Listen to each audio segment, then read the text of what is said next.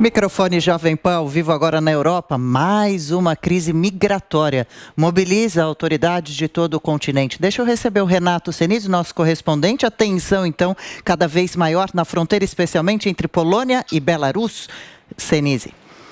É isso, ali está o problema. Bom dia, Adriana, bom dia, Tiago, bom dia a todos que acompanham o Jornal da Manhã da Jovem Pan. Agora 10h23 aqui no Reino Unido, chove, garoa fina aqui na capital Londres, temperatura de 9 graus na beira do rio Tamisa. Cerca de 2.000 migrantes estão nesse momento na fronteira entre Polônia e Belarus. As autoridades polonesas já classificam essa como a pior crise dos últimos 30 anos. Da onde vêm esses migrantes? Geralmente vêm de países que estão em grave crise humanitária ou que estão em guerra, como Síria e Iraque. Então, eles atravessam Belarus para chegar na Polônia. A Polônia, que é o país mais ao leste da União Europeia, né? Então, a maneira mais fácil de entrar na União Europeia é através dessa fronteira com a Polônia. Mas o que as autoridades polonesas afirmam? Afirmam que Belarus está utilizando esses migrantes para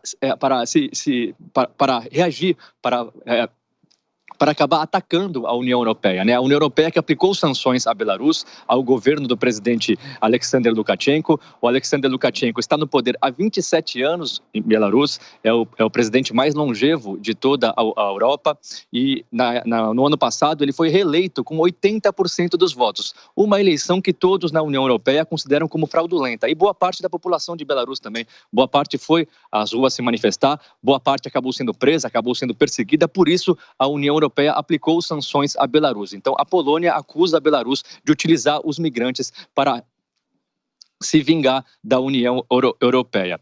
E já o Belarus diz que não tem como parar os migrantes, que os migrantes querem entrar na União Europeia, não existe como forçar os migrantes a ficarem em Belarus. O presidente Alexander Lukashenko, inclusive, chamou as autoridades da União Europeia de bastardos, disse que existe uma guerra midiática, uma guerra híbrida, midiática e econômica contra a Belarus. Enquanto isso, esses cerca de 2.000 migrantes esperam na fronteira. Faz muito frio nesse momento na fronteira. Nesse momento, temperatura de 2 graus. Durante a noite, temperaturas negativas. Eles não têm comida. Eles tentam passar pela fronteira furando.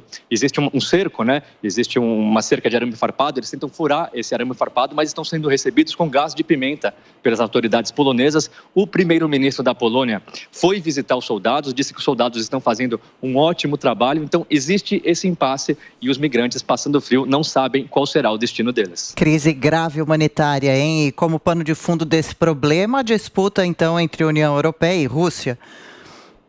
Pois é, o Alexander Lukashenko, o presidente de Belarus, está totalmente isolado, né? Não tem nem voo de nenhum país da União Europeia para a Belarus. Então ele acabou se aproximando ainda mais do presidente Vladimir Putin da Rússia. Lembrando que Belarus fez parte da União Soviética, né? Então a União Europeia acusa a Rússia de manipular o Alexander Lukashenko para atacar a União Europeia. O ministro do Exterior da Rússia, o Sergei Lavrov, já se manifestou sobre o assunto, disse que a raiz do problema está no menosprezo dos países europeus aos países da Ásia, aos países do Oriente Médio. E a maneira como os migrantes estão sendo tratados seria uma prova disso. A União Europeia também já respondeu. A porta-voz da Comissão Europeia, a Dana Spinan, disse que a União Europeia exige que Belarus pare de instrumentalizar os migrantes para fins políticos e exige que a Rússia pare de utilizar Belarus para atacar a União Europeia. A tendência é que existam mais sanções à Belarus. O ministro do Exterior da Alemanha, inclusive, já pediu isso para as autoridades